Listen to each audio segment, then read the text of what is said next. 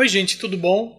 Meu nome é Flávio, eu sou ilustrador e animador 2D e esse é um dos nossos vídeos de opinião. Talvez esse seja o vídeo que tenha a temática mais voltada para a opinião de toda essa série que eu estou fazendo esses dias. E o tema que eu quero propor para todo mundo é que a gente trabalhe sobre uma reflexão a respeito dessa pandemia que está acontecendo com todo mundo, na verdade, né? Porque já faz tempo que, lógico, né, a gente fica vendo coisas acontecerem, pessoas falando ou fazendo, e a situação é bastante complicada. A gente vive um crescendo de alguns anos, muitos anos até, diga-se de passagem, em que as pessoas aceitam uma forma de se enxergar o mundo, de viver a vida, com valores completamente distorcidos, e isso não é um papo moralista.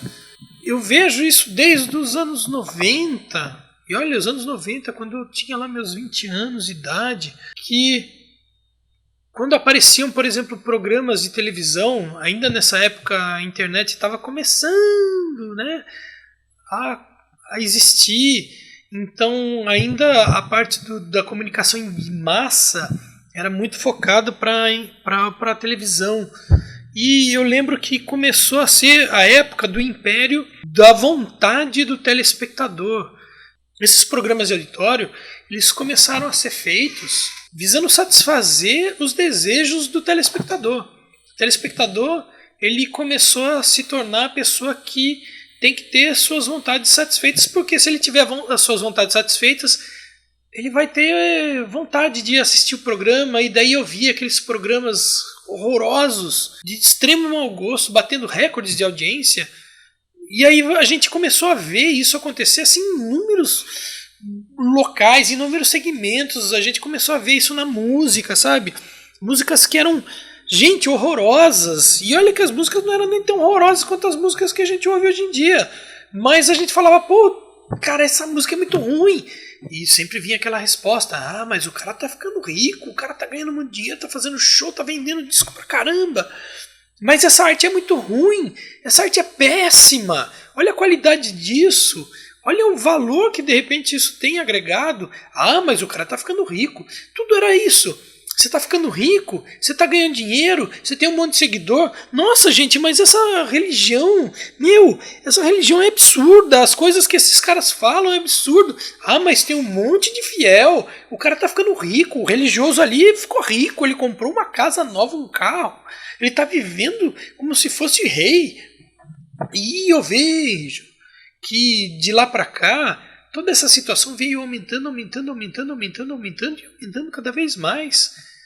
E hoje em dia o que eu percebo que a situação ficou tão viciosa que até mesmo as questões relativas ao campo político começaram a ter que obrigatoriamente seguir essa agenda, esses valores, sabe? Aquela coisa do tipo, o que importa é o que o cliente quer, o que quem está pagando quer. E aí a coisa começou a virar um troço completamente maluco. A gente vê que o bem-estar deixou de fazer parte da prioridade da sociedade. Mas, ao invés de ser o bem-estar, veio o lucro. E para ter o lucro tem que ter o agrado. O agrado de quê? De tudo que uma pessoa quiser. Se de repente uma pessoa quiser consumir uma coisa que pode te matar, mas a pessoa quer consumir aquilo, então ela vai ter aquilo. Mas aquilo vai matar ela, não importa. Ela quer aquilo, então ela vai ter. Isso é muito doentio. E é muito preocupante, sabe? Eu fico pensando, gente, aonde isso vai parar? Pois é, parou. Parou no quê? Numa pandemia. E assim, eu também, sabe, tive meus problemas, lógico. Imagina eu com meus 20 anos de idade, numa cidade igual São Paulo, lá ganhando a minha grana. Eu fui um cara extremamente consumista, eu fui um cara que já fiz altas bobagens também.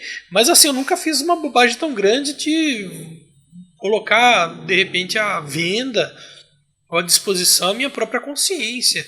E graças a Deus, Isso me manteve com uma certa lucidez. Mas eu vejo que as pessoas elas embarcam em coisas doidas demais. E lógico que para mim isso incomoda. Eu não sei se para os outros incomoda. Eu acredito que deveria incomodar, mas eu percebo que não incomoda tanto. E isso é muito triste de ver. E eu percebo que toda essa situação, porque assim, há muito tempo, muitas pessoas vêm dizendo que a sociedade vai entrar em colapso. A sociedade vai acabar de alguma forma e vai se atropelar em seus valores, em seus princípios, em seus métodos, em suas ideias, em suas filosofias. E de repente o que a gente vê é uma aplicação básica, assim, efetiva do que a gente via. Isso há anos e anos atrás. Eu lembro que já nos anos 90, eu lembro de muita gente que era maluca, que eu achava maluca, que falava em situações de calamidade, de colapso da sociedade, muitas delas ligadas a religiões. E não é só religião, de repente, de segmento esotérico. Na verdade, as primeiras religiões que eu vi falando sobre colapso eram religiões cristãs, para ser mais exato, eram os evangélicos, eram um pessoal assim que eu achava muito louco, sabe? Porque eles falavam aquelas coisas que tinham a ver com o apocalipse e tal. Engraçado que ao longo desses 20 e 30 anos, essas pessoas elas viraram, elas continuam sendo apocalípticas, mas elas são aquelas pessoas que, por exemplo, não acreditam em nada. Ou acreditam, por exemplo, que a Terra é plana, que existem coisas aí malucas do Arco da Velha, que a gente já sabe o que é, que eu acredito que eu não preciso ficar aqui dizendo. E depois disso, eu comecei a ver muitas coisas semelhantes dentre alguns grupos no meio espírita. Alguns grupos, porque muitos deles sempre me pareceram muito dogmáticos. Dogmáticos assim mesmo, com cara de coisa católica mesmo. Eu não sei se vocês sabem, mas eu sempre, há muito tempo, aliás, desde o ano de 95, eu comecei a levar a sério o espiritismo. Por que eu fiz isso? Porque eu tenho mediunidade e aconteciam coisas comigo desde a minha adolescência, desde a minha infância, para falar a verdade, que eu não tinha explicação, e eu buscava explicação em muitas coisas e não achava. E quando eu tive o contato com o espiritismo, eu consegui ter a resposta para, sei lá, 99% das perguntas que eu tinha, dos questionamentos que eu tinha. Mas eu não fiquei na superficialidade. Eu tinha mediunidade, eu trabalhei bastante, eu me envolvi bastante, eu estudei bastante, eu li bastante, e isso me proporcionou um conhecimento acima da média. Tanto é que os trabalhos que eu fiz na parte mediúnica sempre foram muitos variados. Eu trabalhei desde evangelização infantil e mocidade, quem me conhece sabe, até trabalhos de desobsessão. Trabalhei com psicografia de mensagens de ente querido. Eu trabalhei com música mediúnica, com pintura mediúnica. E assim, eu acabei nos últimos anos trabalhando com uma coisa chamada apometria, que na verdade a apometria que eu trabalhava não é exatamente aquela apometria que a gente classicamente conhece. As pessoas que conhecem também, porque a apometria é uma coisa hiper reduzida dentro do campo da espiritualidade. Aliás, uma coisa que a maior parte dos centros espíritas rechaçam. E eu dominava isso muito bem, sabe? Eu me senti, na época, assim, realizado naquilo. E, de repente, quando eu me mudei de São Paulo para o interior, vim aqui para Bauru, eu vi que tudo isso tinha acabado. E aí eu fui reformar, né? Exatamente. Eu reformei, eu me desconstruí como pessoa e como valores e tudo mais. E eu fui buscar, de repente, outros caminhos, porque eu percebia que fazer aquelas coisas da forma como eu fazia não era possível. Por quê? Eu percebi que aqui essas coisas ligadas à religião era muito dogmática. Não importa qual religião, as religiões que eu vi, pelo menos, me pareceu tudo muito dogmático. Posso estar errado, mas foi o que eu vi. Foi a conclusão que eu cheguei. Então eu percebia que não dava para contar trabalho ainda mais numa área de espiritualidade, de mediunidade, então esquece. Eu vi que a coisa aqui era... Então eu cheguei à conclusão que eu precisava me reinventar e procurar algum caminho, alguma coisa que me desse algum valor, alguma esperança, algum caminho, me desse uma luz. E aí então eu acabei entrando no mundo que tem a ver com o universo acadêmico. E aí eu me renasci. Eu renasci e eu consegui ver que parece que tudo aquilo que eu tinha vivido até então estava me preparando para, na hora que eu chegasse nesse ponto, eu tivesse uma condição de ter um suporte pessoal e um histórico de vida que me desse uma segurança de ser um pouco mais humano, né?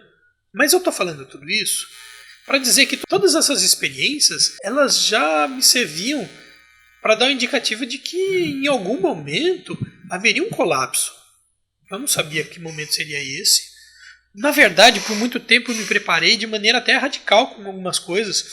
E eu fiquei atento, eu fiquei muitas vezes com receio, lógico, com medo, achando que eram coisas meio fanáticas. Algumas coisas eram fanáticas mesmo, aliás, eu acho que a maioria era muito fanática, mas na verdade entre fanatismo e o ceticismo sempre existe um ponto de verdade que na verdade eu acho que tem mais a ver com a interpretação das pessoas, sabe? A gente tem leituras de mundo e as leituras de mundo podem ser mais fanáticas, mais céticas, mas ainda é uma leitura de mundo, ainda tem como objeto um mundo. E lógico que escolher qual é a leitura de mundo que a gente faz é muito importante para a gente determinar que tipo de vida que a gente vai levar e se a gente vai ser mais feliz ou não, se a gente vai ser mais triste, se a gente vai ser mais agoniado e assim por diante. E aí eu percebo, com todas as coisas que aconteceram de uns 2 anos para cá, no mundo e em especial no Brasil, que é onde eu vivo, onde eu moro, e eu acho que é onde a maioria de vocês moram, uma série de coisas que, assim, eu ainda vou explicar muito bem, eu preciso fazer, de repente, uma aula, sabe, tipo do Projeto Aros, assim, sabe, uma coisa mais metódica, que não é, de repente, eu só falando, assim, com opinião, só com aquilo que me vem na cabeça. Mas eu gostaria até de explicar um pouco dentro daquilo que eu já conheci, sabe, que eu vejo se manifestando na vida, no dia a dia e nos acontecimentos que desembocam nessa pandemia. E eu percebo que muitas das pessoas que estavam comigo do meu lado, que estudaram comigo, que pesquisaram comigo, que analisaram, que trabalharam, que viveram comigo, que conviveram comigo, elas não percebem isso. E parece que a cada dia que eu vivo, a cada novo episódio, novo desenrolar dos fatos e do comportamento de pessoas das mais variadas possíveis, não só no Brasil, mas no mundo, eu vejo só se confirmando tudo aquilo que durante muitos anos eu fiquei olhando como se fosse uma possibilidade de futuro muito louca que iria acontecer.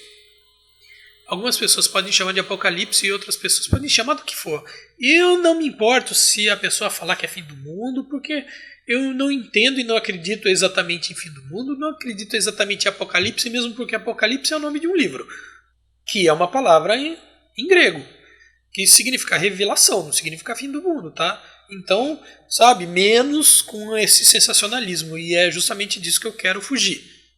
E eu vejo que esse colapso ele está vindo e as pessoas não estão querendo aproveitar o colapso para fazer as mudanças devidas que as pessoas deveriam fazer.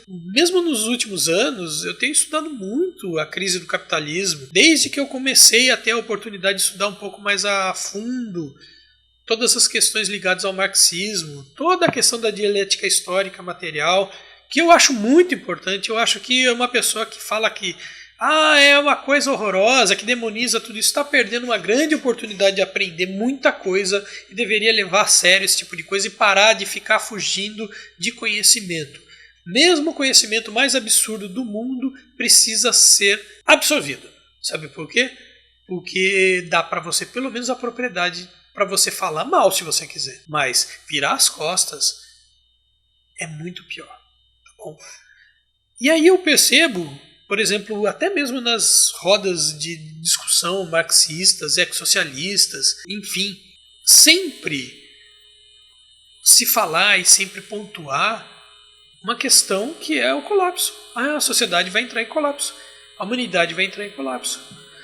Ninguém sabia muito bem como é que ia entrar em colapso. Desde marxistas, ecossocialistas, desde espiritualistas, desde evangélicos que pensavam na ameaça da nova era, que tem muito a ver até com essa questão da nova ordem mundial também, né?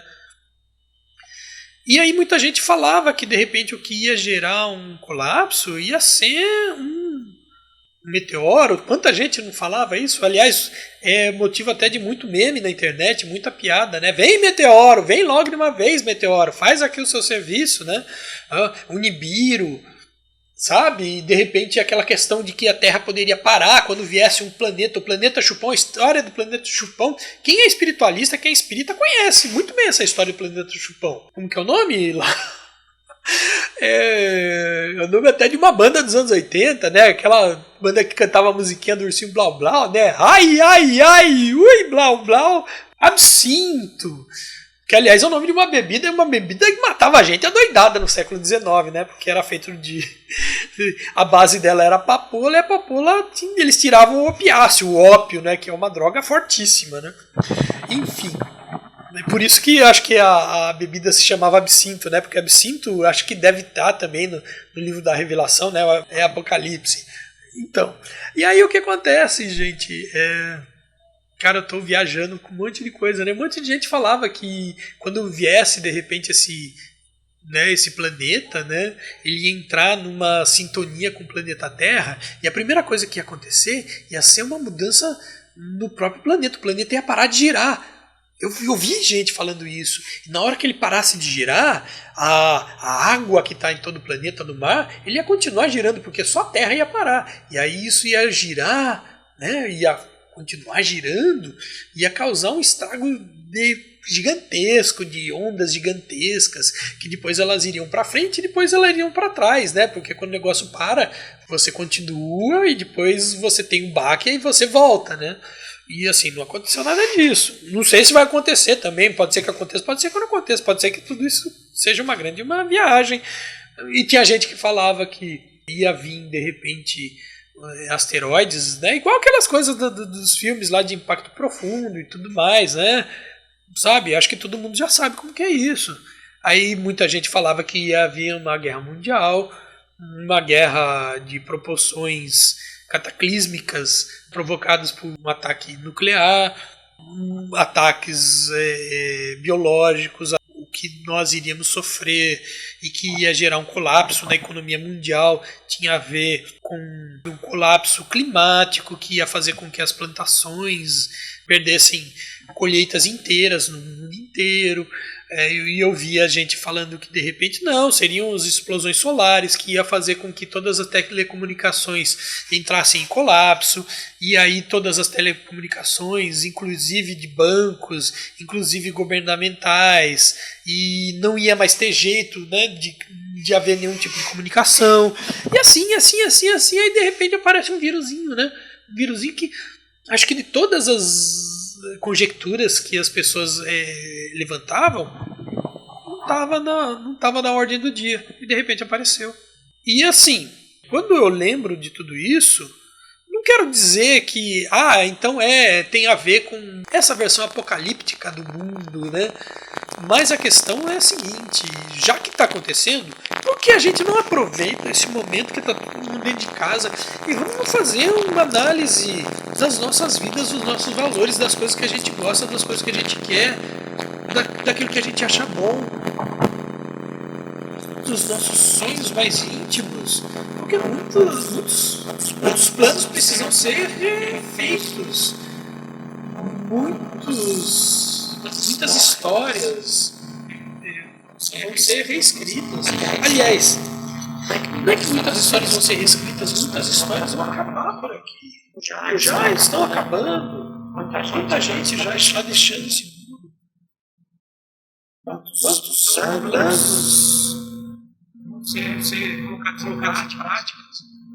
Enquanto os outros terão que ser ficado, ou terem que ser refeitos, Então está na hora da gente avaliar um monte de coisa. Como a gente quer que sejam as cidades, como a gente quer que sejam os sistemas sociais políticos.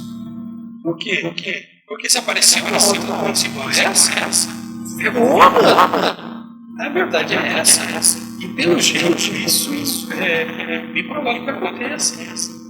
Então, sabe, a gente precisa redesenhar como vai ser a cidade do futuro, a casa do futuro, o hospital do futuro, a escola do futuro, a universidade do futuro, as comunicações do futuro, a televisão do futuro, a internet do futuro, o ensino do futuro, a cultura do futuro, as artes do futuro, a música do futuro, a pintura do futuro, o audiovisual do futuro, os games do futuro, como é que vai ser a diversão do futuro, os esportes do futuro.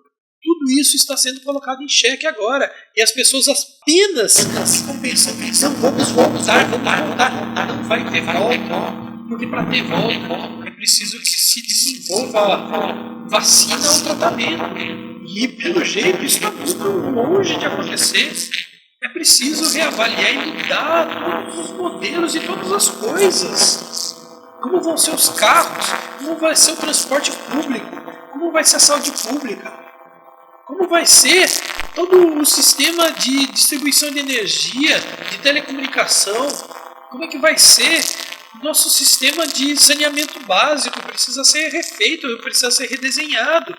Precisa ser redesenhada a nossa roupagem. Como vai ser a nossa vestimenta?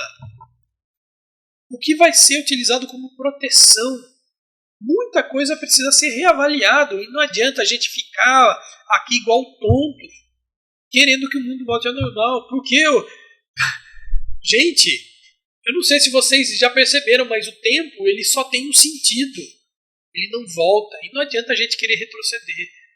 As pessoas que são aí retrógradas, conservadoras, elas têm uma tara louca por querer voltar ao tempo. O mundo do jeito que ele era, o mundo não volta. E quando a gente volta, dá merda.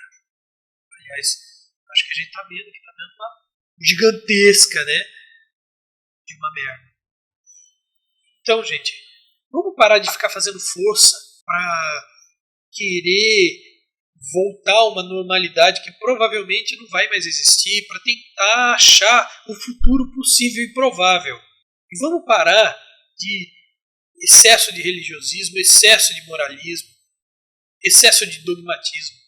Vamos procurar ser racionais na medida do bom senso, emocionais na medida do bom senso e humanos em todas as medidas.